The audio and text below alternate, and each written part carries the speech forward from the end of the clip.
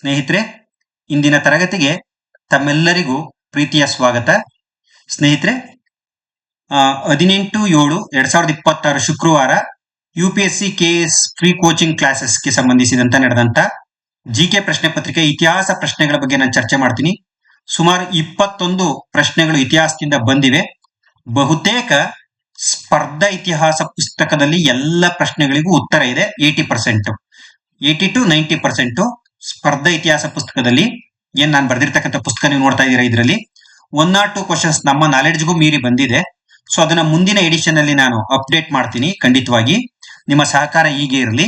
So ಇದು ನಾನು ಮತ್ತು ವಿವಿಧ ಇತಿಹಾಸ ವಿಷಯ ತಜ್ಞರೊಡನೆ ಚರ್ಚಿಸಿ ಈ ಉತ್ತರಗಳನ್ನ ಫೈನಲ್ ಮಾಡಿದ್ದೀನಿ. ಯಾಕಂದ್ರೆ ನಾನೇ ಮೇಧಾವಿ ಅಂತ ನಾನು ಅಂದ್ಕೊಂಡಿರೋದೇ ಹೇಳ್ತಾ ಇಲ್ಲ. ಯಾಕೆ ಲಕ್ಷಾಂತರ ಜನ ಈ ವಿಡಿಯೋವನ್ನ ನೋಡ್ತೀರಾ, ಹಾಗಾಗಿ ಜವಾಬ್ದಾರಿಯುತವಾದಂತ ಉತ್ತರಗಳನ್ನ ಹೇಳಬೇಕು ಅಂತ ಹೇಳಿ ಸಾಕಷ್ಟು ಇತಿಹಾಸ ವಿಷಯ ತಜ್ಞರೊಂದಿಗೆ ಚರ್ಚೆ ಮಾಡಿನೇ ಈ ಉತ್ತರವನ್ನ ಫೈನಲ್ ಮಾಡಿದ್ದೀನಿ. ಆದಾಗ್ಯೂ ಕೂಡ ಏನು ಡಿಪಾರ್ಟ್ಮೆಂಟ್ ಬಿಡುತ್ತಲ್ಲ ಅದೇ ಅಂತಿಮ ಉತ್ತರ ಆಗಿರುತ್ತೆ. ಸೊ ನನ್ನಿಂದ ಏನಾರ ತಪ್ಪಾಗಿದ್ರೆ ಕ್ಷಮೆ ಇರಲಿ ಅಂತ ಹೇಳ್ತಾ, ಸ್ನೇಹಿತರೆ ನೋಡಿ, ಹೊಯ್ಸಳರ ಕಾಲದ ಕವಿಗಳು ಮತ್ತು ಕೃತಿಗಳ ಬಗ್ಗೆ ಸರಿಯಾದ ಜೋಡಿಯನ್ನ ಗುರುತಿಸಿ ಅಂತ ನಾನು ಹೇಳ್ತಾ ಇದ್ದೀನಿ. ಸೊ ಇಲ್ಲಿ ನಾಗಚಂದ್ರನ ರಾಮಚಂದ್ರ ಪುರಾಣ, ನಿಮಗೆಲ್ಲರಿಗೂ ಗೊತ್ತಿದ್ದಂಗೆ ನಾಗಚಂದ್ರ ಇಲ್ಲಿ ಹೊಂದಾಣಿಕೆ ಆಗದ ಕೃತಿ ಕೇಳವ್ರೆ. ಹೊಂದಾಣಿಕೆ ಆಗದ ಕೃತಿ ಇದು ಗೊತ್ತಿರಲಿ. ಸರಿಯಾದ ಜೋಡಿ ಕೇಳಿಲ್ಲ, ತಪ್ಪಾದ ಜೋಡಿ ಕೇಳಿದ್ದಾರೆ. ಅರ್ಥ ಮಾಡ್ಕೊಳ್ಳಿ, ತಪ್ಪಾದ ಜೋಡಿ ಕೇಳಿದ್ದಾರೆ. ಸ್ನೇಹಿತರೆ, ನಾಗಚಂದ್ರ ಬರ್ದಿರ್ತಕ್ಕಂಥದ್ದು ಒಂದು ರಾಮಚಂದ್ರ ಚರಿತ ಪುರಾಣ, ಒಂದು ಇನ್ನೊಂದೇನಪ್ಪಾ ಅಂದ್ರೆ ಮಲ್ಲಿನಾಥ ಪುರಾಣ. ಸೊ ದಟ್ಸ್ ವೈ ಇದು ಆನ್ಸರ್ ಅಲ್ಲ. ಇನ್ನ ರಾಜಾದಿತ್ಯ ವ್ಯವಹಾರ ಗಣಿತ ಮತ್ತೆ ಕ್ಷೇತ್ರ ಗಣಿತ ಅಂತಕ್ಕಂಥ ಕೃತಿಯನ್ನ ಬರೆದಿದ್ದಾರೆ. ಇನ್ನ ಹರಿಹರೆ ಬಂದಂಗೆ ಗಿರಿಜಾ ಕಲ್ಯಾಣ, ನಿಮ್ಗೆ ಗೊತ್ತು, ಹರಿಹರ ನಂಬಿ ಅಣ್ಣನ ರಗಳೆ ಅಂತ ಇನ್ನೊಂದು ಕೃತಿ. ಹಾಗಾಗಿ 3 ಜೋಡಿಗಳು ಸರಿಯಾಗಿವೆ. ಹಾಗಾದ್ರೆ ತಪ್ಪಾದ ಜೋಡಿ ಕೇಳಿರೋದ್ರಿಂದ ಇದಕ್ಕೆ ಸರಿಯಾದಂತ ಉತ್ತರ 3ನೇದು ಜನ್ನನ ನೇಮಿನಾಥ ಪುರಾಣ. ಯಾಕಂದ್ರೆ ಜನ್ನ ಕೃತಿ ತಮ್ಮೆಲ್ಲರಿಗೂ ಗೊತ್ತು. ಯಶೋಧರ ಚರಿತ ಮತ್ತು ಶಾಂತಿನಾಥ ಪುರಾಣ ಅಂತಕ್ಕಂಥ 2 ಕೃತಿಯನ್ನ ಜನ್ನ ಅನಂತನಾಥ ಪುರಾಣ ಅಂತ 2 ಕೃತಿಯನ್ನ ಬರ್ದಿರ್ತಕ್ಕಂಥದ್ದ ನೀವೆಲ್ಲ ನೋಡ್ತಾ ಹೋಗ್ತೀರಾ. ಸೊ ದಟ್ಸ್ ವೈ 19ನೇ ಕ್ವಶನ್ಗೆ ಜನ್ನ ನೇಮಿನಾಥ ಪುರಾಣ ಸರಿಯಾದಂತ ಉತ್ತರ, ಬಟ್ ತಪ್ಪಾದಂತ ಜೋಡಿ. ಅರ್ಥ ಮಾಡ್ಕೊಂಡು ಉತ್ತರ ಬರೀರಿ. ನೆಕ್ಸ್ಟ್, ಪರದೇಶಿ ಅಂದ್ರೆ ಈ ಮೊಹಮ್ಮದ್ ಗವಾನ್ ಇದ್ದಾರಲ್ಲ, ಇವರು ಗಿಲಾನ್ ಪ್ರಾಂತ್ಯದ ಗವಾನ್ ಎಂಬ ಹಳ್ಳಿಯಿಂದ ಪರ್ಷಿಯಾದಿಂದ ಬಂದಂತ ಪ್ರಜೆ. ಅದಕ್ಕೆ ಈತನ ಪರದೇಶಿ ಅಂತೀವಿ. ಈತ ಬಹುಮನಿ ಸುಲ್ತಾನರ ಕಾಲದ ಪ್ರಧಾನ ಮಂತ್ರಿಯಾದ ಪರದೇಶಿಗನೊಬ್ಬ ಬಹುಮನಿ ಸುಲ್ತಾನರ ಪ್ರಧಾನ ಮಂತ್ರಿ ಆಗಿದ್ದು ದಖನಿ ಅಥವಾ ಇಲ್ಲಿನ ಸ್ಥಳೀಯ ಮುಸಲ್ಮಾನರಿಗೆ ಅಸೂಯೆ ಉಂಟು ಮಾಡ್ತು. ಹಾಗಾಗಿ ನಿಜಾಮ್ ಉಲ್ ಮುಲ್ಕ್ ಈತನ ಬಗ್ಗೆ ತಪ್ಪು ಅಭಿಪ್ರಾಯವನ್ನ ದೊರೆಯಲ್ಲಿ ಮೂಡಿಸ್ತ. ಹಾಗಾಗಿ ಈತನನ್ನ ದೊರೆ ಏನ್ ಮಾಡಿದ, ಬಹುಮನಿ ಸುಲ್ತಾನ ಮರಣದಂಡನೆ ಶಿಕ್ಷೆಯನ್ನ ನೀಡಿದ. ಸೊ ದಟ್ಸ್ ವೈ ಇಲ್ಲಿ ಪ್ರಶ್ನೆ ಏನ್ ಕೇಳ್ತಿದ್ದಾರೆ, ಮರಣದಂಡನೆ ನೀಡಿದ ಸುಲ್ತಾನ ಯಾರು ಅಂತ ಕೇಳ್ತಿದ್ದಾರೆ. ಸೊ ಇಲ್ಲಿ ಹುಮಾಯೂನ್ ಅಲ್ಲ, ನಿಜಾಮ್ ಶಾನು ಅಲ್ಲ, ಮೊಹಮ್ಮದ್ ಶಾ ಮರಣದಂಡನೆ ನೀಡಿದ್ದು. ಯಾವ ಮೊಹಮ್ಮದ್ ಶಾ ಅಂದ್ರೆ ಇಲ್ಲಿ ಇಬ್ರಿದ್ದಾರೆ. ಮೂರನೇ ಮೊಹಮ್ಮದ್ ಶಾ. ಬಟ್ ಇಲ್ಲಿ 3ನೇ ಆಪ್ಷನ್ 2ನೇ ಮೊಹಮ್ಮದ್ ಶಾ ಇದೆ. ಇದು ತಪ್ಪೆ, ಎಕ್ಸಾಕ್ಟ್ಲಿ ತಪ್ಪೆ ಇದು. ಬಟ್ ಇಲ್ಲಿ ಬರೇ ಮೊಹಮ್ಮದ್ ಶಾ ಕೊಟ್ಟಿದ್ದಾರೆ. ಮೋಸ್ಟ್ಲಿ 3ನೇ ಮೊಹಮ್ಮದ್ ಶಾ ಕೊಡ್ಬೇಕಾಗಿತ್ತು. ಅದೇನ್ ಮಿಸ್ಟೇಕ್ ಆಯ್ತೋ ಏನೋ, ಬರೇ ಮೊಹಮ್ಮದ್ ಶಾ ಕೊಟ್ಟಿದ್ದಾರೆ. ಸೊ ದಟ್ಸ್ ವೈ ಕೊಟ್ರೆ 4ನೇದು ಉತ್ತರ ಕೊಡ್ಬೋದು, ಇಲ್ಲ ಗ್ರೇಸ್ ಕೊಡ್ಬೋದು. ನನ್ ಪ್ರಕಾರ ಇಲ್ಲ ಇಲಾಖೆ 3ನೇದು ಕೊಟ್ರೆ ಏನು ಮಾಡಕ್ಕಾಗಲ್ಲ, ಅಬ್ಜೆಕ್ಷನ್ ಹಾಕಬಹುದು. ಇದೊಂದು ಚಾನ್ಸ್ ಅಂತೂ ಇದೆ. ಬಟ್ 3ನೇ ಮೊಹಮ್ಮದ್ ಶಾ ಕರೆಕ್ಟ್. ಇದು ಗ್ರೇಸ್ ಬರುವ ಸಾಧ್ಯತೆ ಇದೆ. ನೆಕ್ಸ್ಟ್, ಇಲ್ಲಿ ನಿಮ್ಗೆ ಗೊತ್ತು ನೋಡಿ, ಈಗ ಮೊನ್ನೆ ತಾನೇ ನಾನು ಹೊಯ್ಸಳರು ಪಾಠ ಮಾಡಿದೆ ಸ್ನೇಹಿತರೆ. ನಿಮ್ಗೆಲ್ಲರಿಗೂ ಗೊತ್ತು, ಮೊನ್ನೆ ತಾನೇ ಹೊಯ್ಸಳರು ಪಾಠ ಮಾಡಿದೆ. ಹೊಯ್ಸಳರಿಗೆ ಸಂಬಂಧಪಟ್ಟಂತೆ ಕರ್ನಾಟಕ ಯೂಟ್ಯೂಬ್ ಚಾನಲ್ ಅಲ್ಲಿ ಮಾಡಿದ್ದೀನಿ. ಕರ್ನಾಟಕ ಇತಿಹಾಸದ ಬಗ್ಗೆ ನಾನು ಡಿಸ್ಕಸ್ ಮಾಡ್ತಾ ಇದ್ದೀನಿ. ಸೊ ಹೊಯ್ಸಳರು ಮೊನ್ನೆ ತಾನೇ ಪಾಠ ಮಾಡಿದೆ ನಾನು. ನೋಡಿ, ಹೆಚ್ಚು ಜನ ವಿಡಿಯೋವನ್ನ ವೀಕ್ಷಿಸ್ತಾ ಇದ್ದೀರಾ, ಒಳ್ಳೊಳ್ಳೆ ಕಮೆಂಟ್ ಅನ್ನ ಹಾಕ್ತಾ ಇದ್ದೀರಾ. ಇನ್ನೂ ಹೆಚ್ಚು ಜನಕ್ಕೆ ಶೇರ್ ಮಾಡಿ. ಖಂಡಿತವಾಗಿ ನಾನು ನಿಮ್ಗೆ ಉಪಯೋಗ ಆಗಂತದ್ದೇ ಮಾಡೋದು. ಬಹಳಷ್ಟು ವಿದ್ಯಾರ್ಥಿಗಳು ಫೋನ್ ಮಾಡಿ, ನಿಜವಾಗ್ಲೂ ನೀವು ನಂಬ್ತಿರೋ ಹೆಚ್ಚುಗಾರಿಕೆ ಅನ್ಕಂತಿರೋ ಗೊತ್ತಿಲ್ಲ, ಬಹಳಷ್ಟು ವಿದ್ಯಾರ್ಥಿಗಳು ಫೋನ್ ಮಾಡಿ, ಸರ್ ಮಿನಿಮಮ್ ಚಾರ್ಜಸ್ ಆದ್ರೂ ಕೂಡ ನೀವು ಮಾಡ್ಬೇಕು, ಫ್ರೀ ಕೊಡಬೇಡಿ ಸರ್ ಇಷ್ಟೊಂದು ಕ್ವಾಲಿಟಿ ಕ್ಲಾಸ್ ನ ಅಂತ ಕೇಳ್ತಾರೆ. ಖಂಡಿತವಾಗಿ ನಾನು ಹೃದಯಪೂರ್ವಕವಾಗಿ ಹೇಳ್ತಾ ಇದ್ದೀನಿ. ಈ ವಿಡಿಯೋವನ್ನ ಅಂತ ಹುಡುಗರು ಕೂಡ ವಾಚ್ ಮಾಡಿ, ನನಗೆ ಹೇಳಿರ್ತಕ್ಕಂಥ ಹುಡುಗರು ವಾಚ್ ಮಾಡ್ತಾ ಇರ್ತೀರಾ. ಆತ್ಮಸಾಕ್ಷಿ ನಿಮ್ಗೆ ಗೊತ್ತಾಗುತ್ತೆ.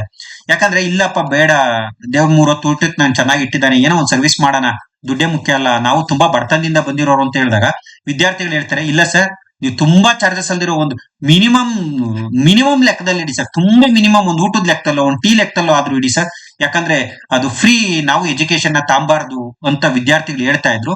ಸರಿನಪ್ಪ, ಅವ್ರನ್ನು ನಿರಾಸೆ ಮಾಡೋದಲ್ವಾ, ಯೋಚನೆ ಮಾಡಿ ಹೇಳ್ತೀನಪ್ಪ, ಇದಕ್ಕೆ ಏನೋ ಒಂದು ಪರಿಹಾರ ಹುಡುಕ್ತೀನಿ ಅಂತ ಹೇಳಿದೆ. ಬಿಕಾಸ್ ಸೊ ಅದಕ್ಕೋಸ್ಕರ ಏನಪ್ಪಾ ಅಂದ್ರೆ ನಾನ್ ಹೇಳ್ತಾ ಇರ್ತಕ್ಕಂಥದ್ದು, ಇಷ್ಟನ್ನು ನನ್ನನ್ನ ಪ್ರೀತಿಸುವ ಗೌರವಿಸುವ ಹುಡುಗರಿದ್ದಾರೆ, ನನ್ನ ಎಫರ್ಟ್ ಅನ್ನ ಮೆಚ್ಚಿದ್ದಾರೆ. ಸರ್ ಟೈಮಲ್ಲೂ ನೀವು ಕ್ಲಾಸ್ ಮಾಡ್ತಾ ಇರೋದು, ನಿಮ್ ಟೈಮ್ ಮಾಡ್ಕೊಂಡು ನೀವು ಕ್ಲಾಸ್ ಮಾಡ್ತಾ ಇದೀರಲ್ಲ, ನಿಮ್ ಎಫರ್ಟ್ ನಮಗೆ ಮೆಚ್ಚುಗೆ ಆಯ್ತು ಅಂತ. ನನಗೆ ಅವ್ರು ದುಡ್ಡಿಡ್ರಿ ಅನ್ನೋದು ನಾಟ್ಯ ಮ್ಯಾಟರ್, ದುಡ್ಡು ನಾಟ್ಯ ಮ್ಯಾಟರ್, ಬಟ್ ಅವ್ರು ನನ್ನ ಎಫರ್ಟ್ ನ ಗುರ್ತಿದಾರಲ್ಲ, ನನಗೆ ನನ್ನ ಪರಿಶ್ರಮಕ್ಕೆ ಖುಷಿ ಅನ್ನಿಸ್ತು. ಇದು ಮನೆ ಕ್ಲಾಸಲ್ಲೂ ಹೇಳಿದೆ, ಮತ್ತೆ ಸ್ಪರ್ಧಾ ಇತಿಹಾಸ ಪುಸ್ತಕದಲ್ಲೂ ಇವೆಲ್ಲ ಇವೆ, ನೀವು ಓದಿರ್ತೀರಾ. ಏಕಕೂಟ ದೇವಾಲಯ ಬೇಲೂರಿನ ಚನ್ನಕೇಶವ ದೇವಾಲಯ, ದ್ವಿಕೂಟ ದೇವಾಲಯ ಹಳೆಬೀಡಿನ ಹೊಯ್ಸಳೇಶ್ವರ ದೇವಾಲಯ, ತ್ರಿಕೂಟ ದೇವಾಲಯ ಸೋಮನಾಥಪುರದ ದೇವಾಲಯ, ಚತುರ್ಕೂಟ ದೇವಾಲಯ ಬೇಲೂರಿನ ಚನ್ನಕೇಶವ ದೇವಾಲಯ. ಅಂದ್ರೆ ಎ3 ಇರ್ತಕ್ಕಂಥ ಆನ್ಸರ್ಗಳು 1 ಮತ್ತು 4. ಇಲ್ಲ ಹಂಗಾರೆ ಎರಡನ್ನ ತೆಗೀರಿ. ಎ3 ಇಲ್ಲೂ ಐತೆ. ಬಿ4 ಇಲ್ಲೂ ಐತೆ, ಎರಡನೇದ್ರಲ್ಲೂ ಹೋದೆ, ನಾಲ್ಕನೇದ್ರಲ್ಲೂ ಹೋದೆ. ಸಿ1 ಒಂದನೇದ್ರಲ್ಲಿ ಇಲ್ಲ. therefore right answer is fourth one, ಎ3 ಬಿ4 ಸಿ1 ಡಿ2. ಎ3 ಬಿ4 ಸಿ1 ಡಿ2 ಸರಿಯಾದಂತ ಉತ್ತರ. ನೆಕ್ಸ್ಟ್, ಕನೋಜಿನ ಸಮೀಪ ಗಂಗಾ ನದಿ ತೀರದಲ್ಲಿ ಸ್ವರ್ಗದ್ವಾರೆ ಆಕ್ಚುಲ್ ವರ್ಡ್ ಎಂಬ ವಾಸಸ್ಥಾನವನ್ನು ನಿರ್ಮಿಸಿಕೊಂಡು 2.5 ವರ್ಷಗಳ ಕಾಲ ಇದ್ದಂತ ದೆಹಲಿ ಸುಲ್ತಾನ ಯಾರು ಅಂತ ಕೇಳಿದರೆ, ಫಿರೋಜ್ ಶಾ ತೊಗ್ಲಕ್ಕೂ ಅಲ್ಲ, ಗಿಯಾಸುದ್ದೀನ್ ತೊಗ್ಲಕ್ಕೂ ಅಲ್ಲ, ತುಗ್ಲಕ್ ಶೋನಲ್ಲ. ಸರಿಯಾದಂತ ಉತ್ತರ ಮೊಹಮ್ಮದ್ ಬಿನ್ ತುಘಲಕ್. ಸರಿಯಾದಂತ ಉತ್ತರ ಮೊಹಮ್ಮದ್ ಬಿನ್ ತುಘಲಕ್. ಸರಿಯಾದಂತ ಉತ್ತರ ಮೊಹಮ್ಮದ್ ಬಿನ್ ತುಘಲಕ್. ಅರ್ಥ ಮಾಡ್ಕೊಳ್ರಿ, ಯಾಕೆಂದ್ರೆ ದೆಹಲಿಯಲ್ಲಿ ಕ್ಷಾಮ ಮತ್ತು ಬರಗಾಲ ಬಂದಿದ್ರಿಂದ ತನ್ನ ಅನುಯಾಯಿಗಳನ್ನ ಕರ್ಕೊಂಡು ಕನೋಜಿನ ಬಳಿ ಸ್ವರ್ಗದ್ವಾರಿ ಅಂತಕ್ಕಂಥ ಒಂದು ವಾಸಸ್ಥಾನವನ್ನ ನಿರ್ಮಿಸಿಕೊಂಡು 2.5 ವರ್ಷಗಳ ಕಾಲ ತನ್ನ ಮಿಲಿಟರಿ ಕ್ಯಾಂಪ್ ಅನ್ನ ಹಾಕೊಂಡು ಅಲ್ಲಿಂದನೇ ದಕ್ಷಿಣ ಭಾರತ ಮುಂತಾದ ಪ್ರದೇಶಗಳ ಮೇಲೆ ದಾಳಿ ಮಾಡ್ತಾನೆ. That is right answer is second one. ಇನ್ನ ಅಶೋಕನ ಕಾಲದ ಗುರು ತೇರಾ ರಕ್ಕಿತ. ಕೆಲವರಿಗೆ ವರ್ಡ್ ಕನ್ಫ್ಯೂಸ್ ಆಗಿದೆ, ನಿನ್ನಿಂದ ತುಂಬಾ ಜನ ಫೋನ್ ಮಾಡ್ತಿದ್ರೆ ನೋಡಿ. ರಕ್ಕಿತ ಅಂದ್ರೆ ಪಾಳಿ ಭಾಷೆ, ಇದಕ್ಕೆ ಸಂಸ್ಕೃತಕ್ಕೆ ಬರ್ಬೇಕಾದ್ರೆ ರಕ್ಷಿತ ಆಗಿದೆ. ನಾವು ಬುಕ್ಕಲ್ಲೆಲ್ಲ ರಕ್ಷಿತ ಅಂತಾನೆ ಬರ್ದಿದ್ದೀವಿ. ರಕ್ಷಿತ ಬಂದಿದ್ದು ಬನವಾಸಿಗೆ. therefore right answer is Banavasi. Next, Persian ಭಾಷೆಗೆ ಬದಲಾಗಿ ಹಿಂದವಿ ಅಥವಾ ದಖನಿ ಉರ್ದುವನ್ನ ರಾಜ್ಯದ ಅಧಿಕೃತ ಭಾಷೆಯನ್ನಾಗಿ ಘೋಷಿಸಿದಂತ ದಖನ್ ಮುಸ್ಲಿಂ ರಾಜ್ಯ ಯಾವುದು ಅಂತಾರೆ. ನೇರವಾಗಿ ಉತ್ತರ ಹೇಳ್ಬಿಡ್ತೀನಿ, ಡೈರೆಕ್ಟ್ ಆಗದೆ ವಿಜಯಪುರದ, ನಿಮ್ಗೆ ಇನ್ನೂ ಡೆಪ್ತಾ ಬೇಕು ಅಂದ್ರೆ ವಿಜಯಪುರದ ಆದಿಲ್ ಶಾಹಿ 1ನೇ ಇಬ್ರಾಹಿಂ ಆದಿಲ್ ಶಾ. ಸೊ ಇವೆಲ್ಲವೂ ಕೂಡ ಸ್ಪರ್ಧಾ ಇತಿಹಾಸ ಪುಸ್ತಕದಲ್ಲೇ ಇವೆ, ಏನು ಹೆಚ್ಚುಗಾರಿಕೆಗೆ ಹೇಳ್ಕತ್ತಾ ಇಲ್ಲ ನಾನು. ಸೊ ದಟ್ಸ್ ವೈ ನೀವು ಓದ್ತಾ ಇರೋದಕ್ಕೆ ನಾನು ಕೊಟ್ಟಿರ್ತಕ್ಕಂಥ ಮಾಹಿತಿ ಮೋಸ ಏನಿಲ್ಲ ಅಂತ. ಯಾಕಂದ್ರೆ 80% ಅಂತೂ 100% ಕವರ್ ಆಗಿದೆ, 80 to 90%. ಅಪಾಯಿಂಟ್ ಆಗಕ್ಕೆ ಅಥವಾ ಈ ತರ ಕ್ವಶನ್ ಪೇಪರ್ 60 to 70% ತೆಗೆದ್ರೆ ಅಪಾಯಿಂಟ್ ಆಗ್ಬಹುದು.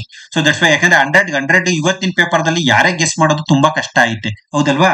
ಸೊ ಇದನ್ನ ಏನ್ ನನ್ನ ಬುಕ್ ಅಲ್ಲಿ ಇಲ್ಲ, ಅವನ್ನ ಮುಂದಿನ ಎಡಿಷನ್ಗೆ ನಾನು ಅಪ್ಡೇಟ್ ಮಾಡ್ತೀನಿ, ಖಂಡಿತ ನಿಮ್ಮ ಆಶೀರ್ವಾದ ಇರಲಿ. ನೆಕ್ಸ್ಟ್, ಜಾತಕ ಕಥೆಗಳಂದ್ರೇನು? ಬುದ್ಧನ ಬಾಲ್ಯದ ಜೀವನವನ್ನ ವಿವರಿಸುವ ಕಥೆಗಳು. ಯಾವ ಭಾಷೆಯಲ್ಲಿವೆ? ಪಾಳಿ ಭಾಷೆಯಲ್ಲಿವೆ. ನೇರವಾಗಿ ಹೇಳ್ಬೇಕು ಅಂದ್ರೆ ಪಾಳಿ ಭಾಷೆಯಲ್ಲಿವೆ. ಸೊ ಬೌದ್ಧ ಧರ್ಮದ ಅಧಿಕೃತ ಭಾಷೆ ಅಂತಾನೆ ಕರಿತೀವಿ. ಯಾವ್ದದು ಅಂದ್ರೆ ಪಾಳಿ ಭಾಷೆ. ಸೊ ಪಾಳಿ ಭಾಷೆಯಲ್ಲಿವೆ. ಇದಕ್ಕೆ ಉತ್ತರ 1ನೇದು ಸರಿಯಾದಂತದ್ದು. 27ನೇ ಪ್ರಶ್ನೆಗೆ, ಬೆಂಗಳೂರನ್ನ ಶಹಾಜಿಗೆ ಜಾಗೀರಾಗಿ ನೀಡಿದವರು. ಶಹಾಜಿ ಯಾರು? ಶಿವಾಜಿಯ ತಂದೆ, ನಮ್ಮ ಭಾರತದ ಹೆಮ್ಮೆಯ ದೊರೆ. ಈ ಶಿವಾಜಿಯ ತಂದೆ ಶಹಾಜಿ ಭೋಸ್ಲೆ ಮೊದಲು ಪುಣೆಯಲ್ಲಿದ್ರು. ಎಲ್ಲಿದ್ರು? ಪುಣೆಯ ಜಾಗೀರುದಾರರಾಗಿದ್ರು. ನಂತರ ಮೊಹಮ್ಮದ್ ಆದಿಲ್ ಶಾ ಏನ್ ಮಾಡ್ತಾರೆ? ಸೊ ಇವ್ರಿಗೆ ಬೆಂಗಳೂರನ್ನ ಜಾಗೀರಾಗಿ ನೀಡ್ತಾರೆ. ಸರಿಯಾದಂತ ಉತ್ತರ ವಿಜಯಪುರದ ಆದಿಲ್ ಶಾಹಿ ಮೊಹಮ್ಮದ್ ಆದಿಲ್ ಶಾ. ನೆಕ್ಸ್ಟ್, ಕೆಳಗಿನ ಘಟನೆಗಳನ್ನ ಕಾಲಾನುಕ್ರಮದಲ್ಲಿ ಕೇಳಿದರೆ ಇದು ಬಹಳ ಕನ್ಫ್ಯೂಸ್ ಆಯ್ತು ನಾವು ಆನ್ಸರ್ ಮಾಡ್ಬೇಕಾದ್ರೆ. ಇದಕ್ಕೋಸ್ಕರ 1 ಗಂಟೆ ಲೇಟ್ ಆಯ್ತು, ಇದ್ರ ವಿಡಿಯೋ ಇನ್ನು ಬೇಗ ಕೊಡ್ತಿದ್ದೆ. ಕಣ್ಣೇಗಾಲ ಕದನ ನಾವ್ ಅನ್ಕೊಂಡಿ ನೋಡಿ, ತಲಕಾಡು ಕದನ ನಾವ್ ಅನ್ಕೊಂಡಿರೋ ಪ್ರಕಾರ ಹೊಯ್ಸಳರ ವಿಷ್ಣುವರ್ಧನ 1114ರಿಂದ 16ರವರೆಗೆ ಸೊ ಎಲ್ಲಿ ಮಾಡ್ದ? ಚೋಳರನ್ನ ಸೋಲಿಸ್ತಾ. ಇದೇ ಅವಧಿಯಲ್ಲಿ ಕಳಿಯೂರು ಕದನ ಕೂಡ ಆಯ್ತು. ಕಳಿಯೂರು ಕದನ 1114ರಿಂದ 16ರ ಅವಧಿಯಲ್ಲಿ, ಯಾಕಂದ್ರೆ ತಲಕಾಡನ್ನ ಗೆದ್ದು ನಂತರ ಕಳಿಯೂರನ್ನ ಗೆದ್ದ ವಿಷ್ಣುವರ್ಧನ. ಇದಾದ್ಮೇಲೆ 1100 ಕಣ್ಣೇಗಾಲ ಕದನ ಇದೆಯಲ್ಲ, ಇದು ನಮ್ಮ ಪ್ರಕಾರ 1118ರಲ್ಲಿ ಮೊನ್ನೆ ತಾನೇ ಹೇಳಿದ್ದೆ ನಾನು, ಹೊಯ್ಸಳರ ದೊರೆ ವಿಷ್ಣುವರ್ಧನ ವಿಕ್ರಮಾದಿತ್ಯನ ಸಾಮರ್ಥ್ಯವನ್ನ ವಿಕ್ರಮಾದಿತ್ಯನ 6ನೇ ವಿಕ್ರಮಾದಿತ್ಯನನ್ನ ಸೋಲಿಸ್ತಾ ಕಣ್ಣೇಗಾಲ ಕದನದಲ್ಲಿ ಅಂತ. ಇನ್ನ ಸೊರಟೂರು ಕದನ 1190, 2ನೇ ಬಲ್ಲಾಳ ಮಾಡದಂತ ಯುದ್ಧ 1190ರಲ್ಲಿ. ಸೊ ದಟ್ಸ್ ವೈ ಇಲ್ಲಿ ನಾನು ಹೇಳೋದೇನು ಅಂದ್ರೆ, ಸೊ ಇದ್ರ ಪ್ರಕಾರ ಉತ್ತರ ಬಂತು ಅಂದ್ರೆ ನಮ್ಗೆ 1, 1, 4, 2, 3 ಬರಬೇಕು. ಇಲ್ಲಿ ಈ ತರದ್ದೊಂದು ಆಪ್ಷನ್ ಇಲ್ವೇ ಇಲ್ಲ. 1, 4, 2, 3 ಇಲ್ವೇ ಇಲ್ಲ. ಏನಪ್ಪಾ ಮಾಡೋದು? ಗ್ರೇಸ್ ಕೊಡ್ತಾನ ಅಂತ ತುಂಬಾ ತಲೆ ಕೆಡಿಸ್ಕೊಂಡಾಗ, ಹುಡುಗರಿಗೆ ಸರಿಯಾದ ಇನ್ಫಾರ್ಮೇಶನ್ ಕೊಡಬೇಕು ಅಂತ ಸ್ವಲ್ಪ ತಲೆ ಕೆಡಿಸ್ಕೊಂಡಾಗ ನಮ್ಗೆ ಸಿಕ್ಕಿದ್ದು ಇನ್ನೊಂದು ಡೆಪ್ತ್ ಮಾಹಿತಿ ಏನು ಅಂದ್ರೆ, ಗಂಗರ ಎರಡನೇ ಎರೆಯ ಗಂಗಾ ಅಂತಿದ್ದಾನಲ್ಲ ರಾಜ, ಎರಡನೇ ಎರೆಯ ಗಂಗಾ, ಈತ ಈತ ನೊಳಂಬರು ಮತ್ತು ಪಲ್ಲವರನ್ನ 900 ಚಿಲ್ಲರೆಯಲ್ಲಿ ಸಮಥಿಂಗ್ ಇಸ್ವಿಗೆ ಸಂಬಂಧಪಟ್ಟಂತೆ ಇಲ್ಲೆಲ್ಲೋ ಬರ್ತಾ ಇಲ್ಲ ಪದ ಇಸ್ವಿ 906-7ರಲ್ಲಿ ಇದನ್ನ ನಾವು ಹುಡುಕಿದ್ದು. ಸೊ ಕಣ್ಣೆಗಾಲ ಕದನ ಇವ್ರ ಪ್ರಕಾರ 906-7ರಲ್ಲಿ ಒಂದು ನಡೆದಿದೆ ಅಂತ. ಇದು ತುಂಬಾ ಡೆಪ್ತ್ ಇತ್ತು, ಹಲವಾರು ಪುಸ್ತಕಗಳು ಮತ್ತು ಇತಿಹಾಸ ವಿಷಯರೊಂದಿಗೆ ಚರ್ಚಿಸಿ ಫೈನಲ್ ಮಾಡ್ತಾ ಇದ್ದೀನಿ. ಸೊ ಬಹಳ ಜನ ಇದು ಗ್ರೇಸ್ ಬರ್ತದೆ ಅಂತಾನೆ KS ಹಾಕ್ಬಿಟ್ಟಿದ್ದಾರೆ. ಬಟ್ ನಾನು ನನ್ನ ಮೇಲೆ ಹುಡುಗರು ಅಪಾರವಾದ ನಂಬಿಕೆ ಇಟ್ಟಿದ್ದಾರೆ, ಸಾಕಷ್ಟು ಸರಿಯಾದಂತ ಉತ್ತರ ಕೊಡ್ಬೇಕು ಅನ್ನೋ ಪ್ರಯತ್ನ ಮಾಡಿದೀನಿ. ತಪ್ಪಾದ್ರೆ ಕ್ಷಮೆ ಇರಲಿ. ಕಣ್ಣೆಗಾಲ ಕದನ 906-7, ಎರಡನೇ ಎರೆಗಂಗಾ ನೊಳಂಬರು ಮತ್ತು ಪಲ್ಲವರನ್ನ ಸೋಲಿಸಿದ್ದಾರೆ ಅಂತ ಒಂದು ಮಾಹಿತಿ ಸಿಕ್ಕಿದೆ ನಮ್ಗೆ. ಇದಾದ್ಮೇಲೆ ಏನಪ್ಪಾ ಅಂದ್ರೆ ಇದು ಯಾವ್ದು 4ನೇದು ಕಳಿಯೂರು ಕದನ 1006ರಲ್ಲಿ ರಕ್ಕಸ ಗಂಗನನ್ನ ಚೋಳರು ಸೋಲಿಸಿದ ಒಂದು ಮಾಹಿತಿ ಇದೆ. ಕಳಿಯೂರು ಕದನ ಯೂಶಲಿ ಇದು ಪಾಪ್ಯುಲರ್ ಆಫ್ ಹೊಯ್ಸಳಾಸ್ ಬ್ಯಾಟಲ್. ಚೋಳರನ್ನ ಹೊಯ್ಸಳರ ದೊರೆ ವಿಷ್ಣುವರ್ಧನ ಸೋಲಿಸ್ತಾ 1114-16ರಲ್ಲಿ ಅಂತ ಒಂದು ಯುದ್ಧ ಇದೆ. ಬಟ್ ಇದು ತುಂಬಾ ಸರ್ಚ್ ಮಾಡಿದಾಗ ನಮಗೆ ಸಿಕ್ಕಿದ್ದು 1006ರಲ್ಲಿ ರಕ್ಕಸ ಗಂಗನನ್ನ ಚೋಳರ ಸೋಲಿಸ್ತು ಅಂತ ಒಂದು ಇನ್ಫಾರ್ಮೇಶನ್ ಸಿಕ್ಕಿದೆ. ಇದಾದ್ಮೇಲೆ ಕಣ್ಣೆಗಾಲ ಕದನ ಇದು ಕರೆಕ್ಟ್ 1118, ಇದ್ರ ಬಗ್ಗೆ ಸಾರಿ ತಲಕಾಡು ಕದನ 1114ರಿಂದ 1116 ಇದು ಕರೆಕ್ಟ್, ಇದ್ರ ಬಗ್ಗೆ ನಮ್ಗೆ ಡೌಟ್ ಇಲ್ಲ. ಸೊರಟೂರು ಕದನ 1190, ಇದ್ರ ಬಗ್ಗೆ ಡೌಟ್ ಇಲ್ಲ. ಬಟ್ ಈ ಕಣ್ಣೆಗಾಲ ಮತ್ತು ಕಳಿಯೂರು ತುಂಬಾ ಡೆಪ್ತ್ ಆಗಿ ಹುಡುಕ್ತಾಗ ಇದನ್ನ ಹುಡುಕ್ತಾಗ ಉತ್ತರ ಏನಾಗುತ್ತೆ, 2ನೇದು ಫಸ್ಟ್, ಅದಾದ್ಮೇಲೆ 4ನೇದು, ಅದಾದ್ಮೇಲೆ 1ನೇದು, ಅದಾದ್ಮೇಲೆ 3ನೇದು, 1ನೇದು 3ನೇದು. ಇದು ಆಪ್ಷನ್ ಇದೆಯಾ? ಇದೆ ನೋಡಿ, 2 ನೋಡಿ, ಇಲ್ಲಿ ಇದೆ ನೋಡಿ, 2 4 1 3. ದೇರ್ಫೋರ್ ನಮ್ಮ ಪ್ರಕಾರ ಈಗ ಕೊಟ್ರೆ ಇದನ್ನ ಸರಿಯಾಗಿ ಕೊಡ್ಬೋದು, ಇಲ್ಲಿ ಗ್ರೇಸ್ ಕೊಡ್ಬೇಕಷ್ಟೇ. ನನ್ನ ಪ್ರಕಾರ 100ಕ್ಕೆ 100 1ನೇದು ಕೊಡ್ತಾರೆ. ಈ ತರ ಯೋಚನೆ ಮಾಡಿ ಸರ್ಚ್ ಮಾಡಿ ಏನು ಕೊಟ್ಟಿಲ್ಲ ಅಂದ್ರೆ ಗ್ರೇಸ್ ಕೊಡ್ತಾರೆ. 100ಕ್ಕೆ 100 1ನೇದು ಉತ್ತರ ಬರುವ ಸಾಧ್ಯತೆ ಇದೆ. ಅರ್ಥ ಆಯ್ತಾ? 1ನೇದು, ಯಾಕಂದ್ರೆ ಇದು ಸಿಕ್ಕಿದೆ ಇನ್ಫಾರ್ಮೇಶನ್ ನಮ್ಗೆ. 906-7ರಲ್ಲಿ ಕಣ್ಣೆಗಾಲ, 1006ರಲ್ಲಿ ಕಳಿಯೂರು, ತಲಕಾಡು 1114-16, ಸೊರಟೂರು 1190. ಇದ್ರ ಪ್ರಕಾರ 2 4 1 3. ಬಹುತೇಕ ಜನ ಇದನ್ನ ಗ್ರೇಸ್ ಅಂತ ಅನೌನ್ಸ್ ಮಾಡ್ಬಿಟ್ಟಿದ್ದಾರೆ. ಬಟ್ ನನ್ನ ಪ್ರಕಾರ ನನ್ನ ಮೇಲೆ ವಿದ್ಯಾರ್ಥಿಗಳು ತುಂಬಾ ನಂಬಿಕೆ ಇಟ್ಟಿರೋದ್ರಿಂದ ನಾನು ಹುಡುಕ್ತಾಗ ಈ ಮಾಹಿತಿ ಸಿಕ್ಕಿದೆ ನನಗೆ. ನೆಕ್ಸ್ಟ್ ಚಾಲುಕ್ಯರ ಪ್ರಮುಖ ಶಿಕ್ಷಣ ಕೇಂದ್ರ ಬಳ್ಳಿಗಾವೆ ಚಾಲುಕ್ಯರ ಪ್ರಮುಖ ಶಿಕ್ಷಣ ಕೇಂದ್ರ ಆಗಿರ್ತಕ್ಕಂಥದ್ದು ನೋಡ್ತೀವಿ. ಇದನ್ನ ಅನಾದಿ ರಾಜಧಾನಿ ಅಂತಾನೂ ಕೂಡ ಕರೀತಾರೆ. ಯಾಕಂದ್ರೆ ಸಖತ್ತು ಪಾಪ್ಯುಲರ್ ಇದು. ಯಾರ ಕಾಲದಲ್ಲಿ? ಕಲ್ಯಾಣಿ ಚಾಲುಕ್ಯರ ಕಾಲದಲ್ಲಿ, ವಿಶೇಷವಾಗಿ ಕಲ್ಯಾಣಿ ಚಾಲುಕ್ಯರ ಕಾಲದಲ್ಲಿ ಅನಾದಿ ರಾಜಧಾನಿ. ಮತ್ತು ಇದನ್ನು ಸರ್ವ ಕಲಾಪೀಠ ಅಂತ ಕೂಡ ಕರೀತಾರೆ. ಇದನ್ನ ಸರ್ವ ಕಲಾಪೀಠ ಅಂತ ಕರೀತಾರೆ. ಸೊ ದಟ್ಸ್ ವೈ 4ನೇದು ಸರಿಯಾದಂತ ಉತ್ತರ. ಸ್ನೇಹಿತರೆ, ಈ ಉತ್ತರ ಹೇಳ್ತೀನಿ, ಎಕ್ಸ್ಪ್ಲನೇಷನ್ ಬೇಕಂದ್ರೆ ಮುಂದಿನ ವಿಡಿಯೋದಲ್ಲಿ ಮಾಡೋಣ. ಭಾರತದ ಪ್ರಥಮ ನೋಡಿ ಹಿಂದೂ ಮಹಿಳಾ ಶಾಲೆ, ಅರ್ಥ ಮಾಡ್ಕೊಳ್ಳಿ. ಎಲ್ಲ ಜ್ಯೋತಿ ಬಾಪುಲೆ ಬರೆದು ಬಿಡ್ತಾರೆ. ಬಹಳ ಜನ ಕೇಳ್ಕೊಂಡ್ ಮಾಡಿದಾರೆ ಸರ್ ಜ್ಯೋತಿ ಬಾಪುಲೆ ಕರೆಕ್ಟ್ ಅಲ್ವಾ ಅಂತ. ಸಾಹೇಬ್ರು ಸ್ಟಾರ್ಟ್ ಮಾಡಿದ್ದು ಪುಣೆಯಲ್ಲಿ, ಇಲ್ಲಿ ಕೇಳ್ತಾ ಇರೋದು ಕಲ್ಕತ್ತಾದಲ್ಲಿ. JED ಬೆತ್ಯೂನ್ ಬಗ್ಗೆ ಕೇಳ್ತಾ ಇರೋದು ಕಲ್ಕತ್ತಾದಲ್ಲಿ. ಸೊ ಹಾಗಾಗಿ ನೀವು ಅರ್ಥ ಮಾಡ್ಕೊಬೇಕು ಇದನ್ನ ಏನಂತ. ಕಲ್ಕತ್ತಾದಲ್ಲಿ ಪ್ರಥಮ ಹಿಂದೂ ಮಹಿಳಾ ವಿದ್ಯಾಲಯವನ್ನ ಸ್ಥಾಪನೆ ಮಾಡಿದ್ದು JED ಬೆತ್ಯೂನ್. ಯಾರಲ್ರಿ? JED ಬೆತ್ಯೂನ್. JED ಅಂದ್ರೆ ಏನ್ ಹೇಳ್ರಿ? ಜಾನ್ ಡ್ರಿಂಕ್ ವಾಟರ್ ಅಂತ. ಜಾನ್ ಡ್ರಿಂಕ್ ವಾಟರ್, ನೀರ್ ಕುಡೀರಿ ಅಂತ ಕನ್ನಡ ಕನ್ವರ್ಟ್ ಮಾಡ್ಬಿಟ್ಟಿರೋ ಅವನ ಹೆಸರು ಜಾನ್ ಡ್ರಿಂಕ್ ವಾಟರ್ ಬೆತ್ಯೂನ್ ಅಂತ. ಯಾಕಂದ್ರೆ ಈತ 1849 ಮೇ 7ರಂದು ಕಲ್ಕತ್ತಾದಲ್ಲಿ ಸ್ಥಾಪನೆ ಮಾಡಿದ್ರು ಪ್ರಥಮ ಹಿಂದೂ ಮಹಿಳಾ ವಿಶ್ವವಿದ್ಯಾಲಯವನ್ನ. ಕಲ್ಕತ್ತಾದ ಪ್ರಥಮ ಹಿಂದೂ ಮಹಿಳಾ ವಿಶ್ವವಿದ್ಯಾಲಯ ಇದು. ಅರ್ಥ ಮಾಡ್ಕೊಳ್ರಿ. ಪುಣೆಯಲ್ಲಿ ಜ್ಯೋತಿ ಬಾಪುಲೆ ಸ್ಟಾರ್ಟ್ ಮಾಡಿದ್ದು. ಇದು ದೇಶದ ಮೊದಲ ಹಿಂದೂ ಶಾಲೆ, ಮಹಿಳಾ ಶಾಲೆ. ಹಾಗಾಗಿ ಸರಿಯಾದಂತ ಉತ್ತರ JED ಬೆತ್ಯೂನ್. ಇದಕ್ಕೆಲ್ಲ ಸಂಬಂಧಪಟ್ಟಂಗೆ ಬೇಕಾದ್ರೆ ವಿವರಣಾತ್ಮಕವಾಗಿ ಇನ್ನೊಂದು ವಿಡಿಯೋ ಮಾಡೋಣ. ಹುಡುಗರು ಕ್ಯೂರಿಯಾಸಿಟಿ ಕೀ ಆನ್ಸರ್ ಕಾಯ್ತಿರ್ತಾರೆ. ಬ್ರಿಟಿಷರ ಮೇಲೆ ಒತ್ತಡ ಏರಿ ಬೇಡಿಕೆಗಳನ್ನ ಈಡೇರಿಸುವ ಉದ್ದೇಶದಿಂದ ಗಾಂಧೀಜಿಯವರು ಅಸಹಕಾರ ಚಳವಳಿಯನ್ನ ಪ್ರಾರಂಭಿಸಿದ್ರು. ಇದರಲ್ಲಿ ಯಾವ್ದು ಸೇರಿರ್ಲಿಲ್ಲ ಅಂತಾರೆ. ಸೇರಿರ್ಲಿಲ್ಲ, ಪದೇ ಅರ್ಥ ಮಾಡ್ಕೊಳ್ರಿ. ಸೇರಿತ್ತು ಅಲ್ಲ, ಸೇರಿರ್ಲಿಲ್ಲ ನೋಡಿ. ಪಂಜಾಬ್ನ ಅನ್ಯಾಯ ಸರಿಪಡಿಸುವುದು ಸೇರಿತ್ತು. ಏನ್ ಹೇಳ್ರಿ? ಜಲಿಯನ್ ವಾಲಾಬಾಗ್ ದುರಂತ ನಿಮ್ಗೆಲ್ಲ ಗೊತ್ತಿಲ್ವಾ? ಇದ್ರ ವಿರುದ್ಧನೇ ಅಸಹಕಾರ ಚಳವಳಿ ಸ್ಟಾರ್ಟ್ ಆಗ್ಲಿಕ್ಕೆ ಒಂದು ಕಾರಣ. ಖಿಲಾಫತ್ ಅನ್ಯಾಯವನ್ನ ಸರಿಪಡಿಸುವುದು, ಎಸ್, ಇದೇ 1919ರಿಂದ 1922ರಲ್ಲಿ ಮುಸ್ಲಿಂ ಲೀಗ್ ನಮಗೆ ಸಪೋರ್ಟ್ ಮಾಡುತ್ತೆ. ನಾವು ಖಿಲಾಫತ್ ಚಳವಳಿಗೆ ಸಪೋರ್ಟ್ ಮಾಡಿ ಅಸಹಕಾರ ಚಳವಳಿಯನ್ನ ಮಾಡ್ತೀವಿ. ಇದು ಸರಿಯಾಗಿದೆ.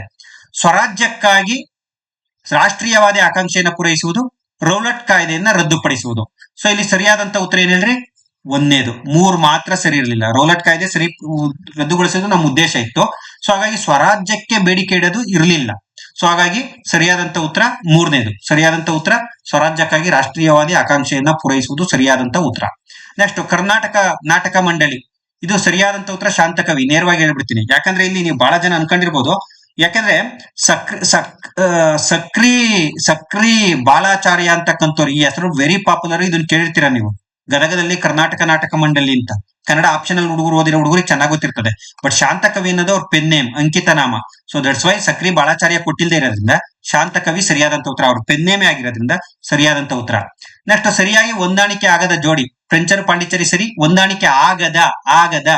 ಇಂಗ್ಲಿಷರು ಕಲ್ಕತ್ತಾ ಸರಿ, ಡಚ್ಚರು ಪುಲಿಕಾಡ್ ಸರಿ. ಮತ್ತೆ ಸರಿಯಾದಂತ ಉತ್ತರ ಯಾವುದು? ಪೋರ್ಚುಗೀಸರು ಆರ್ಕಾಟ್. ಯಾಕಂದ್ರೆ ಪೋರ್ಚುಗೀಸ್ ಗೊತ್ತಿಲ್ಲ ನಿಮ್ಗೆ, ಗೋವಾ, ದಿಯು, ದಮನ್ ಈ ಭಾಗದಲ್ಲಿ ಇದ್ದಿದ್ದವರು. ಸೊ ದಟ್ಸ್ ವೈ ಪೋರ್ಚುಗೀಸರು ಸರಿಯಾದಂತ ಉತ್ತರ. ಹೊಂದಾಣಿಕೆ ಆಗದ ಜೋಡಿ ಯಾವುದು ಅಂದ್ರೆ ಪೋರ್ಚುಗೀಸರು. ನೆಕ್ಸ್ಟ್, ಬೆಳಗಾವಿ ಕಾಂಗ್ರೆಸ್ ಅಧಿವೇಶನಕ್ಕೆ ಸಂಬಂಧಿಸಿದಂತೆ ತಪ್ಪಾದ. ಇಲ್ಲಿ ಏನಪ್ಪಾ, ಇಲ್ಲಿ ಸರಿ ಕೇಳಿರೋದಕ್ಕಿಂತ ಎಕ್ಸಾಮ್ ಅಲ್ಲಿ ಬರೀ ತಪ್ಪು ಕೇಳಿರೋದೇ ಜಾಸ್ತಿ. ಅರ್ಥ ಮಾಡ್ಕೊತಿದ್ದೀರಲ್ವಾ? ಬೆಳಗಾವಿ ಕಾಂಗ್ರೆಸ್ ಅಧಿವೇಶನ 1924 ನಡೀತು, ನಿಮ್ಗೆಲ್ಲ ಗೊತ್ತು. ಅದಕ್ಕೆ ಗಾಂಧೀಜಿ ಅಧ್ಯಕ್ಷರಾಗಿದ್ರು. ಗಾಂಧೀಜಿ ಅಧ್ಯಕ್ಷತೆ ವಹಿಸಿದಂತೆ ಏಕೈಕ ಅಧಿವೇಶನ ಇದು. ನೆಕ್ಸ್ಟ್, ಇದು ಸರಿಯಾಗಿದೆ. ಎರಡನೇದೇನು, ಈ ಅಧಿವೇಶನ ನಡೆದ ಸ್ಥಳಕ್ಕೆ ವಿಜಯನಗರ ಎಂದು ನಾಮಕರಣ ಮಾಡಿದ್ರು. ಇದು ಗೊತ್ತಿರತಕ್ಕಂತ ವಿಚಾರ. ಮೂರನೇದೇನು, ಕರ್ನಾಟಕ ಪ್ರದೇಶ ಕಾಂಗ್ರೆಸ್ ಕಮಿಟಿ ಸ್ಥಾಪನೆ ಆಯಿತು. This is wrong. ಯಾಕಂದ್ರೆ ಕರ್ನಾಟಕ ಕಾಂಗ್ರೆಸ್ ಸಮಿತಿ ಸ್ಥಾಪನೆ ಆಯಿತು 1920 ನಾಗ್ಪುರ ಅಧಿವೇಶನದ ತೀರ್ಮಾನ ಇದು. ಇಷ್ಟೊತ್ ಕಾಲ ಕೆಪಿಸಿಸಿ ಅಸ್ತಿತ್ವಕ್ಕೆ ಬಂದಿತ್ತು. ಗದಗದಲ್ಲಿ 1921ರಲ್ಲಿ ಗಂಗಾಧರ ರಾವ್ ದೇಶಪಾಂಡೆ ಇದರ ಮೊದಲ ಅಧ್ಯಕ್ಷರು. ಸೊ ದಟ್ಸ್ ವೈ ಹಾಗಾಗಿ ತಪ್ಪಾಗಿತ್ತು ಕೇಳಿದ್ರೆ ಹಾಗಾದ್ರೆ ಇದಕ್ಕೆ ಸರಿಯಾದಂತ ಉತ್ತರ 37ನೇದಕ್ಕೆ ಸರಿಯಾದಂತ ಉತ್ತರ ಮೂರನೇದು. ಯಾಕಂದ್ರೆ ಈ ಅಧಿವೇಶನದಲ್ಲಿ ಉದಯವಾಗಲಿ ಚೆಲುವ ಕನ್ನಡ ನಾಡನ್ನ ಪ್ರಥಮ ಬಾರಿಗೆ ನಾವು ಆಡ್ತೀವಿ. ನೆಕ್ಸ್ಟ್, ಲಾರ್ಡ್ ರಿಪ್ಪನ್ಗೆ ಸಂಬಂಧಿಸಿದ ಕಾಯ್ದೆಗಳನ್ನ ಗುರುತಿಸಿ. ಸ್ವಲ್ಪ ಕನ್ಫ್ಯೂಸ್ ಆಗುತ್ತೆ, ಬಟ್ ವೆರಿ ಈಸಿ. ಏನ್ ಈಸಿ ಅಂದ್ರೆ ಬಹಳ ಮುಖ್ಯವಾಗಿರ್ತಕ್ಕಂಥದ್ದು ಏನಪ್ಪಾ ಅಂದ್ರೆ, ಇಲ್ಲಿ ಈ ಕಲ್ಕತ್ತಾ ಕಾರ್ಪೊರೇಷನ್ ಆಕ್ಟ್ ಒಂದು ಗೊತ್ತಿದ್ರೆ ಸಾಕು ನಿಮ್ಗೆ. ಇದನ್ನ ಲಾರ್ಡ್ ಕರ್ಜನ್ ಜಾರಿಗೆ ತಂದಿದ್ದು. Lord Curzon. ಬಿ ತಪ್ಪು. ಇಲ್ಲಿ ಬಿ ಯಾವ್ದಾದ್ರಾಗದೆ? ಒಂದನೇದ್ರಾಗ ಬಿ ಇದೆ, ಇದು ಉತ್ತರ ಅಲ್ಲ. ಎರಡನೇದ್ರಾಗ ಬಿ ಇದೆ, ಉತ್ತರ ಅಲ್ಲ. ನಾಲ್ಕನೇದ್ರಾಗ ಬಿ ಇದೆ, ಉತ್ತರ ಅಲ್ಲ. ದಟ್ಸ್ ವೈ ಸರಿಯಾದಂತ ಉತ್ತರ ACD, ಐರಿಷ್ ಚರ್ಚ್ ಕಾಯ್ದೆ, ಶಿಕ್ಷಣ ಕಾಯ್ದೆ, ಬ್ಯಾಲೆಟ್ ಕಾಯ್ದೆ. ನೀವು ನನ್ನ ಬುಕ್ಕಲ್ಲಿ ಹೋಗಿ ಬೇಕಾದ್ರೆ ನೀವು ಲಾರ್ಡ್ ಕರ್ಜನ್ ಮತ್ತೆ ರಿಪ್ಪನ್ ಓದಿದ್ರೆ ನಿಮ್ಗೆ ಇದಕ್ಕೆ ಉತ್ತರ ಸಿಕ್ಬಿಡ್ತದೆ. ಸೊ ACD ಸರಿಯಾದಂತ ಉತ್ತರ. ಓಕೆ. ನೆಕ್ಸ್ಟ್, ಒಂದೊಂದ್ಸಲಿ ಕಣ್ ತಪ್ಪಾಗಿ ಏನ್ ಮಾಡ್ತೀನಿ ಗೊತ್ತಾ, ವಿವರಣೆ ಸರಿಯಾಗಿ ಕೊಟ್ಟಿರ್ತೀನಿ, ಕೀ ಆನ್ಸರ್ ತಪ್ಪಾಗಿ ಬಿಟ್ಟಿರ್ತೀನಿ. ಲಾಸ್ಟ್ ವಿಡಿಯೋದಲ್ಲಿ ಹಂಗಾಗ್ಬಿಟ್ಟದೆ. ಸೊ ಈ ತರ ಏನಾದ್ರೂ ಇದ್ರೆ ಕ್ಷಮೆ ಇರಲಿ, ವಿವರಣೆ ಕಡೆಗೆ ನಿಮ್ ಗಮನ ಇರಲಿ. ನೆಕ್ಸ್ಟ್, ಬಂಗಾಳದಲ್ಲಿ ದ್ವಿಸರ್ಕಾರಕ್ಕೆ ಸಂಬಂಧಿಸಿದಂತ ಕೆಳಗಿನ ಹೇಳಿಕೆಗಳನ್ನ ಪರಿಗಣಿಸಿ ಅಂತದೆ. ರಾಬರ್ಟ್ ಕ್ಲೈವ್ ಅನ್ನು ಜಾರಿಗೆ ತಂದನು. ಹೌದು, ರಾಬರ್ಟ್ ಕ್ಲೈವ್ 1765ರಲ್ಲಿ ಸೊ ದ್ವಿಸರ್ಕಾರ ಪದ್ಧತಿಯನ್ನ ಜಾರಿಗೆ ತಂತಾನೆ. ಇದು ಕರೆಕ್ಟ್. ಏನು ಅಂದ್ರೆ, ದಿವಾನ್ ಕಂದಾಯ ವಸೂಲಿ ಮಾಡುವ ಅಧಿಕಾರ ಬ್ರಿಟಿಷರಿಗೆ, ಆಡಳಿತ ನಡೆಸುವ ಅಧಿಕಾರ ನಿಜಾಮರಿಗೆ. ಇದನ್ನೇ ಡ್ಯುಯಲ್ ಗವರ್ಮೆಂಟ್ ಅಂತೀವಿ. ಇದು ವೆರಿ ಪಾಪ್ಯುಲರ್, ಇದೆಲ್ಲರಿಗೂ ಗೊತ್ತಿರ್ತದೆ. ಇಲ್ಲೂ ಕೂಡ ಹೇಳಿಕೆಗಳನ್ನ ಪರಿಗಣಿಸಿ ಇಲ್ಲಿ ನೀಡಲಾದ ಸಂಕೇತಗಳ ಸಹಾಯದಿಂದ ಸರಿಯಾದ ಉತ್ತರ ಕೇಳಿದ್ದಾರೆ. ಇದುವರೆಗೂ ತಪ್ಪು ಜಾಸ್ತಿ ಹೇಳಿದೆ, ಈಗ ಸರಿಯಾದ ಕೇಳಿದ್ದಾನೆ. Robert Clive correct. ದಿವಾನಿ ನಿಜಾಮತ್ತಕ್ಕನ್ನು ಒಳಗೊಂಡಿತ್ತು, ಇದು ಕರೆಕ್ಟ್. ಈ ಪದ್ಧತಿ ಕಂಪನಿಗೆ ಹೆಚ್ಚು ಲಾಭವನ್ನ ತಂದು ಕೊಟ್ಟಿತ್ತು, ಇದು ಕರೆಕ್ಟ್. ಮೂರನೇದು ಕರೆಕ್ಟ್. ಅವ್ರದ್ದು ದಿವಾನಿ ಕಂದಾಯ ವಸೂಲಿ ಮಾಡೋ ಲಾಭ ಬಂದೇ ಬರ್ತದಲ್ವಾ. ಬಟ್ ರಾಂಗ್ ಯಾವುದು? ಈ ಪದ್ಧತಿಯು ಆಡಳಿತ ಮತ್ತು ಸಾರ್ವಜನಿಕ ಕಲ್ಯಾಣದೆಡೆಗೆ ಕಾಳಜಿ ವಹಿಸಿತು ಅಂತ ಐತೆ ನೋಡಿ. ಸೊ ದಟ್ಸ್ ವೈ ಇದು ತಪ್ಪು. ಹಾಗಾಗಿ 1, 2, 3 ಯಾವ್ದಾಗದೆ? ಸೊ ಒಂದನೇ ಆಪ್ಷನ್ ಇದಕ್ಕೆ ಸರಿಯಾದಂತ ಉತ್ತರ. 39ನೇದಕ್ಕೆ. 43ನೇದು, ಅಲಿಪ್ತ ಚಳುವಳಿಯಿಂದ ಪರಿಚಯಿಸಿದ ನಾಯಕರುಗಳು. ಇದಕ್ಕೆ ನೇರವಾಗಿ ಉತ್ತರ ಹೇಳ್ಬಿಡ್ತೀನಿ. ಜವಾಹರ್ಲಾಲ್ ನೆಹರು,